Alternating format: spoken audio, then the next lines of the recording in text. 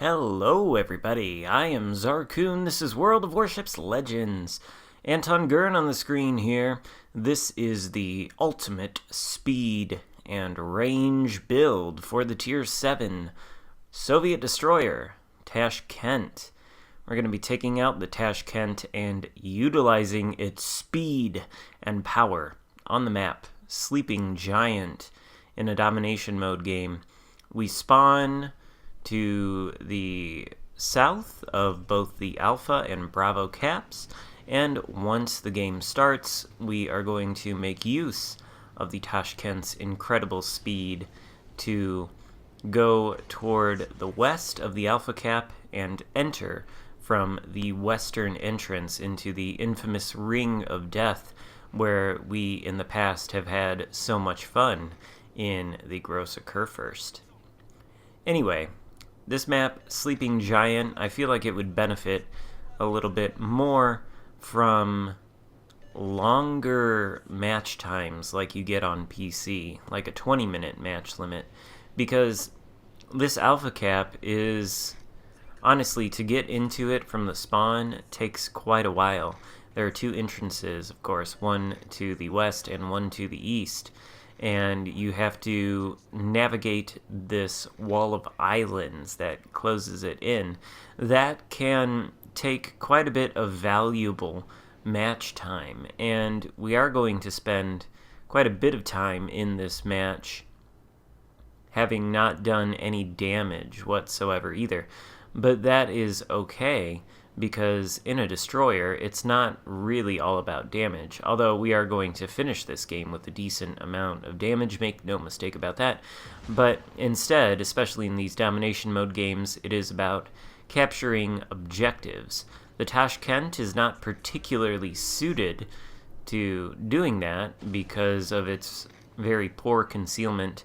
I don't even know if I've bothered speccing into concealment all that much. I know I have the concealment mod on here, although that's mostly for the incoming fire dispersion bonus. But the Tashkent is too easily outspotted by other destroyers to be contesting too many cap circles. This is just a unique case in where we have a walled-in cap circle that we can reach before anybody else. And we've got a York and a friendly battleship tailing us to come up against this Hipper. And I believe there is another destroyer and a battleship here as well. Yes, an Iowa, and I think a Kagero. Now the York and the friendly battleship are going to run headfirst into this Iowa, Hipper, and Kagero, and I am going to take this capture circle. Unfortunately, there's too much firepower out there with the Hipper and the Iowa. The Hipper's sonar is a concern to me, and now that I'm spotted, I am acutely aware that there is also an enemy destroyer who is smoking up, and he shoots at me, but he misses. I'm going to respond to that with a salvo of torpedoes launched into the smokescreen. One of them was put on the indicator that shows where the Iowa is traveling, so these torpedoes have a good chance of hitting at least somebody. Will they? Well, no, they won't, unfortunately. And I don't know how well the friendly battleship and the York are doing, but trying to help them by exiting the entrance of the capture circle that I used is just going to result in me dying. I'm going to have to reposition myself, kind of slowing down, trying to see if I can sneak some shots over the islands, but I can't. Looks like the enemies on the other side are making a concerted push. So I have a decision before me. Do I double back around these islands and try to help the teammates who pushed up toward Alpha with me against this Iowa and this Hipper and Kagero? Well, it looks like the friendly battleship, which I now remember is an Odin, is going toe-to-toe, or bow-to-bow, with that Iowa. He's on very low health, and I think he's going to end up ramming him The York is dead, so I don't really want to square off alone with no backup against a Hipper and a Kagero. I'm definitely going toward the majority of the red team here. First salvo of the game aimed at an enemy Bismarck who goes dark briefly. We do hit him, and we get 2,500 damage off of him. Not a bad start. Taking a shot at the Baltimore now for shatters instead of 4 penetrations. Isn't that how it goes? And the Baltimore responds by using his radar, which, would be annoying if anybody could actually shoot at us. Looks like the Bismarck's secondaries can, but we are able to avoid those. And we can get behind this island where those secondaries can no longer reach us. Now, I don't want to pop out in front of this other Bismarck until this radar has expired, because his secondaries will almost certainly be able to hit me. And now, after the secondary buff update, that experience in a destroyer, let me tell you, can be very unpleasant, especially if the Bismarck is going to be using the enhanced secondary targeting consumable. You don't want to be on the receiving end of that. Conversely, in the Bismarck, you don't want to be on the receiving end of an entire salvo of Tashkent torpedoes. I don't know if this guy had his sonar active or not. He had to have known I was there, yet he still ventured out and sort of just ran into his doom, I guess, because we hit him with 6 torpedoes. That is not quite enough to take him down, I guess. All 6 of them caused flooding, so if we can get a fire on him, he will be doomed. I'm coming out here now, though, to stop his push and the push of this enemy Akatsuki, who is lurking around in the smokescreen. I am dangerously close to this Bismarck. I do have smoke. I suspect he doesn't have sonar, so if worse comes to worse, I can disengage. Shoot the Bismarck, get the fire I want right off the bat, so I switch fire immediately to this Akatsuki in order to try to take him down. He is maneuvering like crazy, but it's not enough to save him from my guns, and we are able to secure the kill there. Bismarck still on fire, charging in. Torpedoes are back thanks to the Tashkent's very quick torpedo reload. So we try to aim them on the course that the Bismarck is turning into, but we are going to end up missing. I think he's actually going to go down before the torpedoes even reach him, though. His secondaries are kind of taking pot shots at us, so we do deploy the smoke screen in an abundance of caution, and we start focusing on the Udachi, who is spotted. We don't want him to torpedo and murder our friendly battleship, who just took out the Bismarck for us, and we don't want this Udachi running around securing capture points. Speaking of capture points, we have a friendly destroyer in the Charlie Cap. Right now, we only hold Bravo. The enemy has flipped Alpha and Delta. Wow, another Bismarck goes down there in epic fashion. Somebody smacked him. I think that was a torpedo hit. Anyway, the score here is dangerously close. It's like 539 to 486. 4 ships versus 4 ships. The tide of this battle could swing either way. Now, the Hipper, who was on the flank we spawned on, is visible, and he's far enough away that I feel very comfortable opening fire on him, using the Tashkent's incredibly long-range guns to maybe try to start a fire on this Hipper. Now, the Tashkent's HE is nothing super special when it comes to dealing with battleships and cruisers. At least I don't think so. I think the Lightning's high explosive is actually a lot better than this, although it can be very dangerous to enemy destroyers. I mean, you saw the damage numbers we were getting on salvos against the that Akatsuki and that Udachi that we came up against. But the high explosive, not necessarily the best. Decent for starting fires, though, and that is what we are trying to do on this Iowa.